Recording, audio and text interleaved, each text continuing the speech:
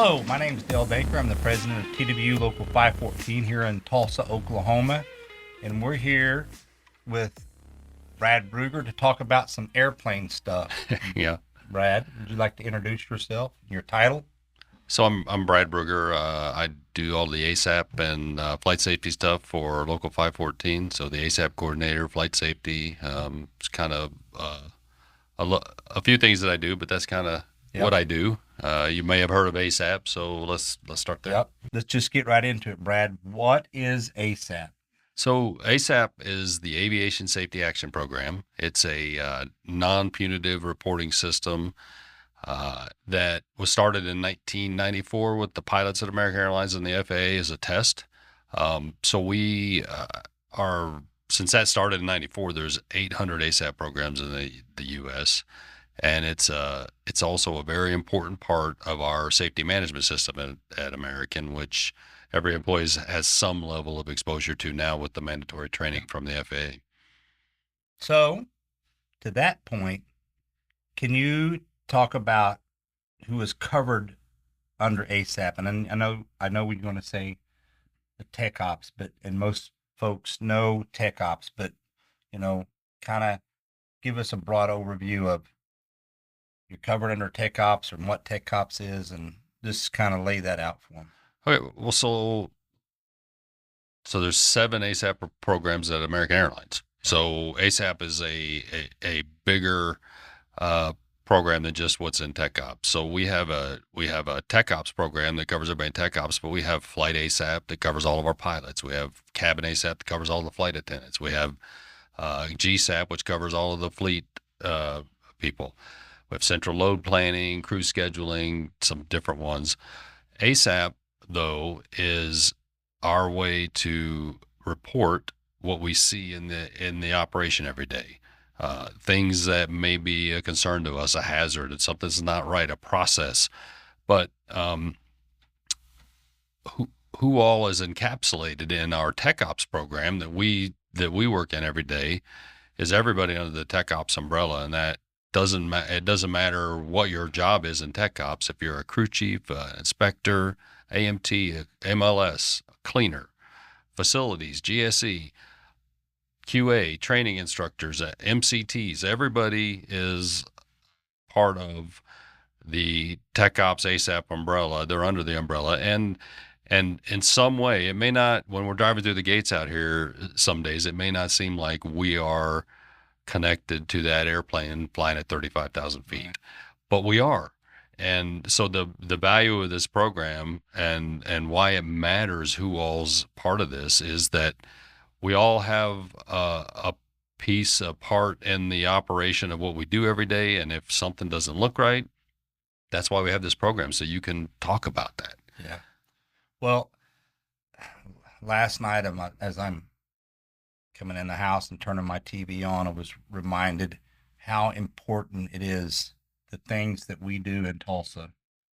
In 5F, 1979, the dock that I grew up on, where they had the problem with the engine on the DC-10 and what ultimately landed Flight 191 going down in Chicago, how important it is, just a nut and a bolt. A nut and a bolt can be important. So with that catastrophic failure, loss of life, down to something that you may think is not that big of a deal. Why is it important to use the ASAP program, and what can the ASAP program do to elevate all of our safety awareness? So think about what, especially if you're talking about Flight 191, it's important. If we would have had ASAP back then and people would have used it, we may have had the ability to understand that, hey, we kind of made our own procedure the way we were doing it. We did some stuff that we thought was right. Yeah. And so it's important for us to identify issues that maybe we don't know about. Maybe just the crew that's working on this knows about that issue. And whether it was some kind of a process, a paperwork issue, or training, or, hey, we don't have the right tool to do this job. We're using a forklift to do something. We had to do something. So that's one of the big important reasons why we use the ASAP program, or should be using the ASAP program, is to identify that kind of stuff, bring it up so that, hey, look, let's get it into the ASAP database and then share that so we can say, hey, this isn't just a Tulsa thing. Charlotte's seeing this, DWH is seeing this too. We should think about that. But it's also our responsibility as aviation professionals to report those hazards and always remember that, hey, we might be in the hangar, a shop, or someplace that's a little disconnected, but you might see something that could eventually turn into a hazard someday down the road. Right. And you may be the first easiest place to identify it. Right. So it's really important to consider that, if something doesn't look right, and I hate using the term see something, say something, but it does end up being that simple. And the frontline employee is the first line of being able to see those hazards and identify them. And so under an SMS, that's what the SMS training tells you to do. If you see something, bring it up to somebody, report it. So Brad's not the boogeyman. If you hear they called ASAP and Brad Brugger's coming down to get involved, it's not, oh no. But also the other side of that is what is management's role in that? And if should you be afraid to ASAP something because now management's going to get involved and what all? So can you kind of put that together for the guys that because I messed up. Should I just go tell my crew chief, or what should I do? And if the management going to get involved, it's my job. Can you kind of lay that out for everybody? Sure. So part of SMS is most of the requirements around SMS that the FAA has are toward the company. It's their requirement. They have to have a safety management system. Part of that is you have to have a reporting system where people are willing to report. So management's first priority when it comes to our reporting systems is creating an environment that people feel comfortable reporting, that people aren't afraid to report. How easy is it for you to tell your boss bad news, and how well does he take it? I mean, that's a pretty good description of your safety culture, right? Yeah, you don't want to get fired because you brought something up. So the company, their responsibility is create a place where you are encouraged to report these things. And what we should be doing with these programs is understanding why things happen, whether it's something that I just told you about, we just discovered, or, hey, we were doing something and it didn't go like it should have. We should have an environment that people are willing to come in, sit down, talk about what happened so that we can focus on fixing it, improving it, learning from what just happened, and keep it from happening to the next person or the next time we do the job, and get away from just focusing on who to blame and a reactive way of doing things. And unfortunately, there's still a lot of that going on. We have an SMS CBT that we have to take every year. And in that CBT, it gives you a little scenario where a supervisor comes out and encourages a mechanic to file an ASAP report. We don't see that near as much as we should. Not likely, but it was in the video. But it does happen, but it's not like it should be. So that environment to encourage people to say, it's okay to report this stuff and talk about it. It's not where it needs to be. And we all have a responsibility in that, but we need to, that as far as the company, they have to create that environment that it's okay to report this stuff. So that leads me to ask this question. When you say report it, you report it, and then it gets accepted, or it gets maybe not accepted. You might say rejected, which is not necessarily a bad thing, but can you give some examples of what would be an example of this got reported and accepted? Maybe this got reported, but it wasn't accepted into the ASAP program, but it was handled in a different way.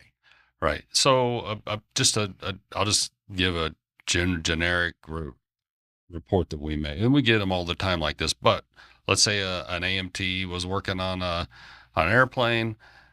They were doing a job, and they put everything back together. They thought they did it right, and the airplane left.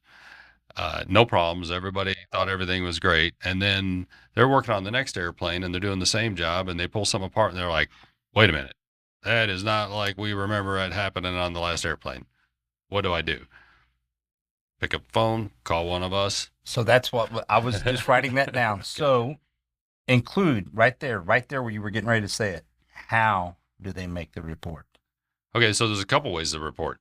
And then finish your story, because Okay. that was a good example of my next question. Okay, so let me finish my story Yeah. first, and then we'll come back to the report. The story ends as, hey, they pick up the phone, they called one of the ASAP people, your contacts, which Al Ball will put at the bottom of the video in here, who to call in Tulsa, um, and we stopped the airplane. We went and had it fixed, and hey, look, yep, you know what, you didn't have that secured right.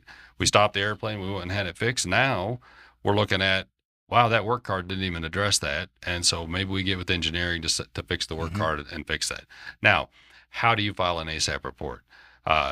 Once again, we'll have our contact number on the screen so you can see how to get a hold of us.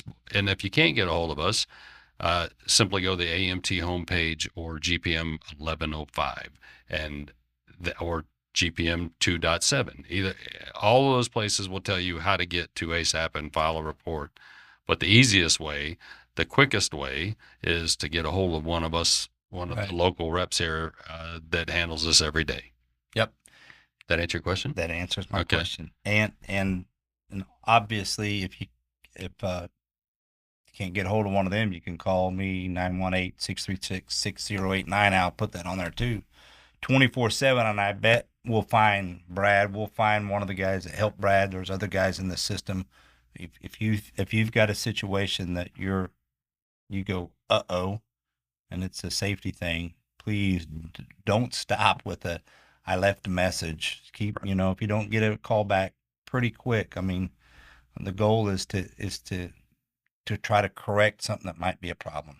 And I didn't answer the second half of your question. What wouldn't get in? That's right. I didn't. Okay, so let me just talk about a report that we see this every now and then. So let's say we get a report and it's dealing with a safety concern that might be something that OSHA handles, an injury, something like that. And we wouldn't exclude that report. What we might do is take that report, accept it, and say, look, we really don't handle that, but these guys over here, we have safety guys in Tulsa that do handle that, and we've got a hold of them. We've sent them over a copy of a report. We'd close and accept that report, right?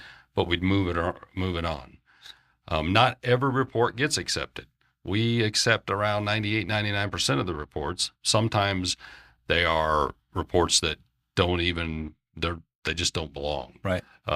Maybe it's some kind of a harassment thing or something. Right. We say, hey, that's not what we do. Right. But so we have, but we do accept most of the reports. But there are some types of reports that we will just say, hey, look, we're not the experts on this. We'll move it along, whether it's OSHA or EPA. We've had some of that kind of stuff. So I'm going to press you a little bit right there. So give us an example of maybe someone that's an MLS working in stores. What it would look like for them to say, I don't think this is right. Should I report it? And maybe facilities where I'm not sure about this. Can you give us some examples of that? Sure. So in MLS, we see reports from MLS about, hey, we didn't declare this hazmat shipping. We shipped it from Tulsa out to Vegas, and we have to, there's certain, and I'm not an MLS, I can't tell you all the stuff, but there's paperwork that you have to file with it to declare it a certain way. And there's the example of that, I watch a lot of air disasters, is ValueJet went down, and it was oxygen generators. Right. And I don't know whether now that wasn't MLS. That wasn't the fault of that. It was a process where they loaded them where they shouldn't have loaded them, and they weren't empty. They were just expiration date was out. But an MLS could. We have reports on MLS on that, moving parts, different things like that. Facilities maintains all of our equipment, all of our testers, they do a lot of stuff, tanks in the turbine building, right? And we've got reports on that kind of stuff. Hey, I'm doing this and this isn't working right, and nobody's really responded to this. What do? Well, you file an ASAP report and let us get into it and investigate it, and we get it fixed. Right. So, all right. So I've ran out of questions for you, and I don't know how long we've gone here, but you got anything you want to add? No. hopefully we can come back and get into a lot Right. more detail around some other subjects, Yeah. as we deal with a lot more things. So, Yeah. Thank you for coming in. hey, my All right. pleasure. Thank you.